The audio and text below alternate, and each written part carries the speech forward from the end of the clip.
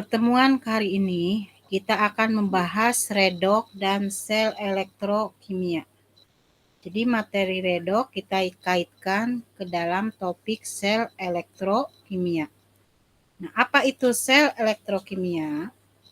Sel elektrokimia merupakan tempat terjadinya konversi energi kimia menjadi energi listrik yang kita sebut sel volta, atau sebaliknya dari energi listrik menghasilkan energi kimia atau kita sebut sel elektrolisis. Gambaran umum dari kedua sel yang akan kita pelajari yaitu sel volta di sini menggunakan reaksi redok spontan untuk menghasilkan energi listrik. Di sini rangkaiannya seperti ini. Ada elektroda, kemudian ada larutan elektrolit dalam gelas kimia yang berbeda dan larutan yang berbeda. Kemudian ada jembatan garam, kemudian ada voltmeter, alat untuk mengukur tegangan. Nah, itu gambaran dari sel volta. Sementara sel elektrolisis melibatkan reaksi redok tidak spontan untuk dengan memerlukan energi listrik searah atau arus DC, direct current. Bisa kita pakai aki atau batu baterai. Nah, gambarnya seperti ini, cukup sederhana. Kita masukkan larutan elektrolit yang akan kita uji ya.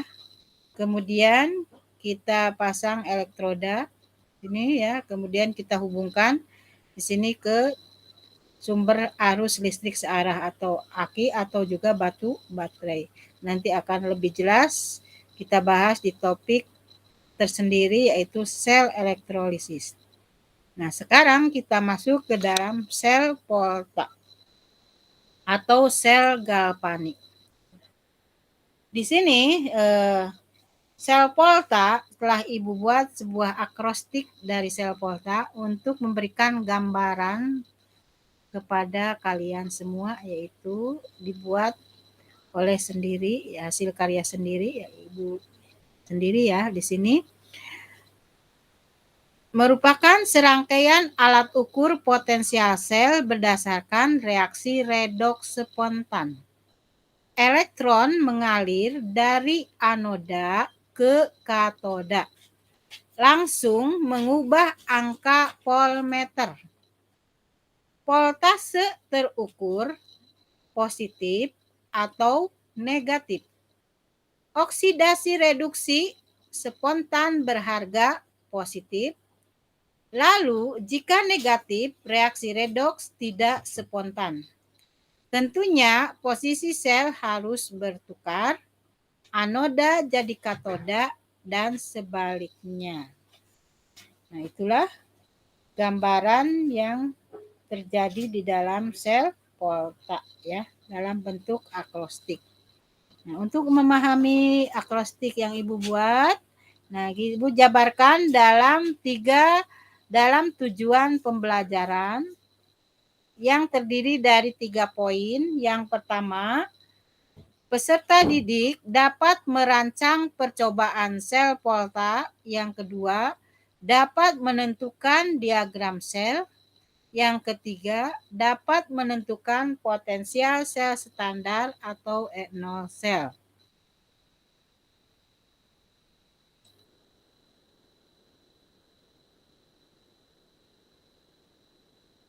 Alat yang diperlukan dalam merancang sel volta, yang pertama, voltmeter atau potensiometer, bisa juga ampermeter.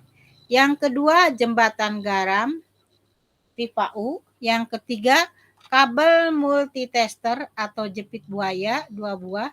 Yang keempat, gelas kimia 250 ml 2 buah.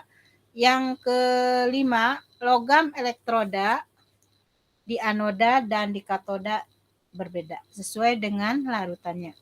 Yang keenam, larutan elektrolit dengan konsentrasi yang sama dan mengandung ion logam yang sejenis dengan elektrodanya. Nah, seperti itu. setelah tersedia alat-alat ini, kita gambarkan, kita rancang seperti gambar. Ini yang Ibu contohkan susunan sel voltanya.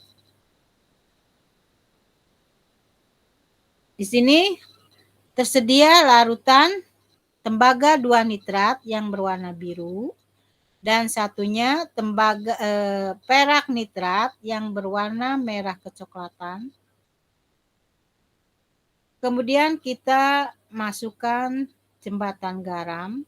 Jembatan garam ini terbuat dari agar-agar yang telah didinginkan yang dicampur dengan garam ya. Kemudian ujungnya ditutup pipa U ini dengan kapas atau tisu juga bisa. Nah, setelah keduanya tercelup ke dalam gelas kimia yang akan kita uji tegangannya, kemudian kita siapkan logam tembaga. Ini sebagai anoda, dicepit dengan cepitan buaya.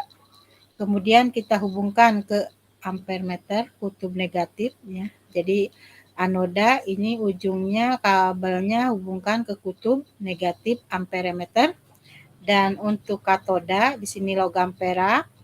Nah, ujung jepit buaya kita hubungkan ke kutub positif alat ukur atau di sini kita pakai ampermeter. Nah, setelah itu nanti akan terbaca berapa arus yang mengalir selama percobaan. Akan terbaca secara percobaan.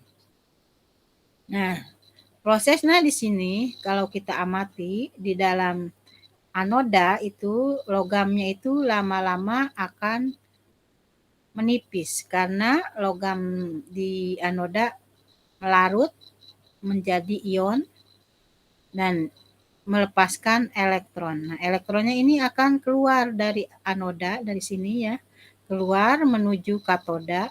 Nah, jadi sini akan diterima oleh logam perak sehingga peraknya di sini Ag plusnya ini Ag plusnya itu akan menerima elektron sehingga bisa mengendap menuju elektroda perak atau digambarkan seperti ini.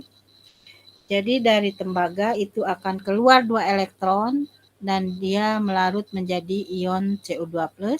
Nah, elektronnya ini akan diterima oleh ion Ag+ yang ada di larutan dan dia bergerak menuju elektroda Ag. Sehingga lama-kelamaan di sini akan menebal ya lapisan perak silver, sementara elektroda tembaga akan semakin menipis karena mengalami reaksi oksidasi melarut ya dari logam menjadi ion. Jadi reaksi redok yang berlangsung dalam sel volta ya dari gambar sel volta dapat dirinci sebagai berikut. Yang pertama anoda elektroda negatif yaitu logam Cu dengan larutan tembaga 2 nitrat terion menjadi Cu2+ dan NO3-. Dalam katoda elektroda negatif logam Ag, larutan Ag nitrat akan terionisasi menjadi Ag+ dan NO3-. Nah, reaksi yang berlangsung di anoda atau oksidasi yaitu oksidasi dari logam Cu berubah menjadi Cu2+ ditambah 2 elektron. Di katoda terjadi reduksi Ag+ ditambah 1 elektron membentuk Ag. Nah, kemudian kita menyamakan elektron di kedua reaksi. Oksidasi dikali 1 dan reduksi dikali 2. Hasil akhir setelah dicoret elektronnya Cu ditambah 2 Ag karena dikali 2 Ag+ membentuk Cu2+ ditambah 2 Ag. Nah, dari uraian reaksi redok tersebut, kita beralih ke diagram sel atau notasi sel yang menjadi tujuan pembelajaran kita ya. Jadi merupakan penulisan singkat dari reaksi redoks yang berlangsung spontan dalam reaksi sel Volta. Dalam sel Volta dituliskan sebagai berikut. Yang pertama dalam menuliskannya harus dalam bentuk kurung siku, yaitu anoda. Kemudian +2 sebagai lambang dari jembatan garam. Kemudian kita menuliskan reaksi di katoda. Dari contoh yang Ibu berikan di sini, anoda logam Cu dan katodanya di situ ada ion Ag+ ya. Maka di sini Cu ditambah 2Ag+ menjadi Cu2+ tambah 2Ag. Dari reaksi tersebut maka notasi sel ditulis Cu anoda, kan dia harus posisi anoda dulu, berubah menjadi Cu2+ dipisahkan dengan +1 ya. Kemudian kita tutup lagi kurung siku, kemudian +2, kemudian kita menuliskan reaksi katoda yaitu ion Ag+ berubah menjadi Ag, +1 berubah menjadi Ag kurung tutup ya. Nah, koefisien tidak usah dituliskan, jadi cukup lambang unsurnya. Nah, itu cara menyingkat notasi sel atau diagram sel yang ada di sel Volta ya. Jadi kita menulisnya reaksi anoda dulu, jembatan garam +2 baru reaksi katoda.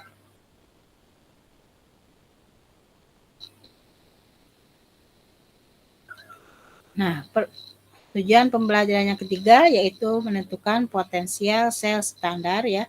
Selain diperoleh dengan cara percobaan yang terbaca di dalam potensiometer atau voltmeter atau ampermeter, nah itu tentunya tidak seakurat dengan teorinya karena banyak faktor kesalahan, human error ya, bisa dari alatnya atau dari pengukuran yang kita lakukan. Nah, untuk perhitungan yang Ibu bahas di sini secara teoritis memakai dua cara. Yang pertama, cara 1, melihat data potensial reduksi standar E0 reduksi.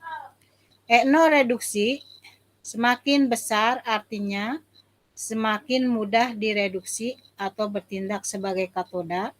Dan sebaliknya, jika E0 reduksi lebih kecil, unsur tersebut mengalami oksidasi atau bertindak sebagai anoda. Potensial sel standar E0 sel dihitung dengan rumus E0 sel sama dengan E0 katoda dikurangi E0 anoda atau E0 reduksi dikurangi E0 oksidasi. Caranya tinggal membandingkan mana yang lebih besar harga E0 reduksinya ya. Kalau lebih besar berarti dia sebagai katoda dan yang lebih kecilnya sebagai anoda.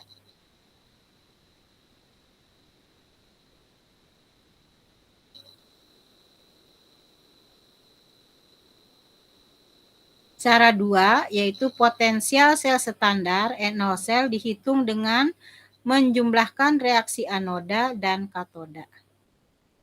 Nah, untuk reaksi anoda, harga E0 reduksi harus berubah tanda ya. Jika positif menjadi negatif atau negatif jadi positif sesuai data yang diketahui. Dan jika reaksi dikali, E0 reduksi tidak ikut dikalikan atau tetap. Contoh, diketahui data sebagai berikut. Reaksi Cu2+ ditambah 2 elektron berubah menjadi Cu dengan E0 sama dengan positif 0,34 volt. Ag ditambah elektron berubah menjadi Ag, E0-nya positif 0,80 volt. Tentukan potensial sel untuk reaksi redoks berikut.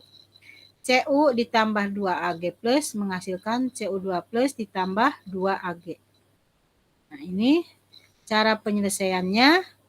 Kita melihat yang pertama yaitu cara 1, yaitu kita melihat reduksi Ag lebih besar dari Cu yaitu 0,80 lebih besar dari 0,34. Maka disimpulkan Ag mengalami reduksi atau sebagai katoda dan Cu mengalami oksidasi atau sebagai anoda. Maka cara satu dengan rumus E0 sel sama dengan E0 katoda dikurangi E0 anoda. Sehingga diperoleh E0 selnya 0,80 dikurangi 0,34 sama dengan positif 0,46.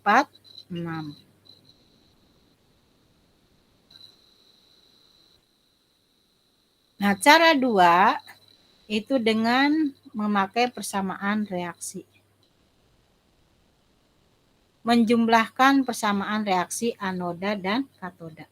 Di anoda itu Cu, dari data yang diketahui kita balik reaksinya karena Cu mengalami oksidasi atau melepaskan elektron. Jadi reaksinya dibalik, posisinya yang tadinya di kanan jadi di kiri, yang tadinya di kiri jadi ke kanan.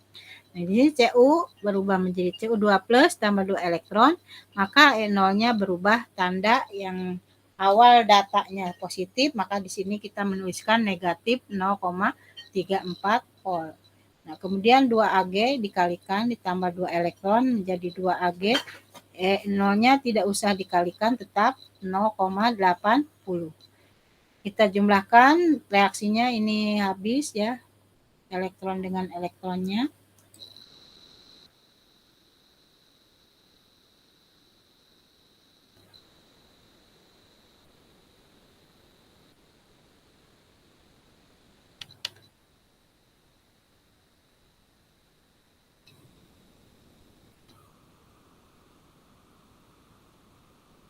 Maka kita peroleh di sini Cu ditambah 2Ag plus membentuk Cu2 plus ditambah 2Ag. E0 selnya dijumlahkan negatif 0,34 ditambah 0,80. Hasilnya positif 0,46 volt ya. Jadi keduanya sama, cara 1 dan cara 2 itu hasilnya sama ya. Kalau tidak sama berarti salah. Oke, ngerti? Jadi untuk reaksi redox di sini ya, E0 sel itu menggambarkan jika dia berharga positif maka redox ini berjalan spontan atau terjadi. Tapi kalau dia berharga negatif maka redox ini tidak terjadi atau tidak spontan. Nah, itu gunanya dari E0 sel ya. Bisa memprediksi kespontanan reaksi redox. Dah materi tentang sel volta sudah Ibu berikan. Nah, sebagai refleksi di sini ya, Ibu simpulkan. Jadi sekali lagi, untuk merancang sel volta sebagai acuan untuk menentukan posisi anoda dan katoda dapat berpatokan pada deret volta dengan aturan unsur yang lebih reaktif sebagai anoda atau oksidasi dan unsur yang kurang reaktif sebagai katoda atau reduksi dengan larutan elektrolit yang relevan dengan elektrodanya dan memiliki konsentrasi yang sama. Nah, sekarang perintahnya ya sebagai tagihan atau refleksi. Nah, berdasarkan deret volta yang telah kalian pelajari sebelumnya di sini deret volta ya dari Li sampai Au, abaikan dulu H2O ya sini karena yang kita bahas logamnya saja. Nah, dari petunjuk pengerjaannya dari deret volta tersebut pilihlah 2 unsur logam yang berbeda secara acak. Artinya tidak seharusnya berurutan. Kalian bisa memilih Mg dengan Ag ya atau Mg dengan Fe, pokoknya bebas ya secara acak. Setelah kalian memilih, gambarkan rangkaian sel volta dengan logam yang telah dipilih seperti contoh. Jadi rangkaiannya ada gelas kimia disusun, ada jembatan garam ya larutannya seperti itu. Kemudian tiap peserta didik